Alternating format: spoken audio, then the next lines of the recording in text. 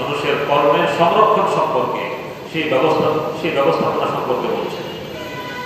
ইয ইয়াতালাক্কাল মুতালাক্কিয়ান আনিল ইয়ামিন ওয়া আনিশ শিমাল কাঈদ।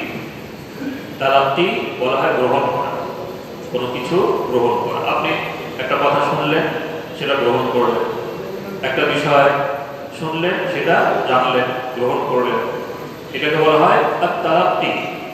আল্লাহ তাআলা বলেন, ওই অবস্থাটাকে স্মরণ করো যখন দুজন গ্রহণকারী গ্রহণ করছিল, ডান দিকে এবং বাম দিকে যারা উপবিষ্ট রয়েছে।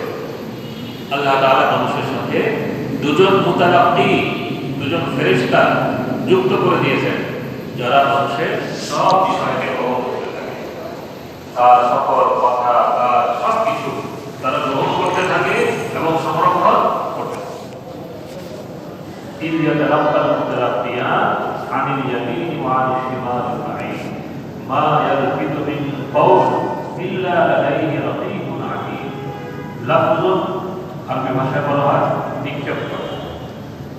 আরবিতে যারা প্রাথমিক আরবি ভাষা শেখে তাদেরকে লফজের পারিভাষিক অর্থ হলো শব্দ, মানুষ যেটা উচ্চারণ করে এটাকে বলা হয় লফজ। কিন্তু আবিধানিক অর্থ হলো নিক্ষেপ করা, ফেলে দেওয়া। আরবিতে বলা হয় আকান্তু আত-তামরাতা ওয়া লাফাজতু নাওয়া।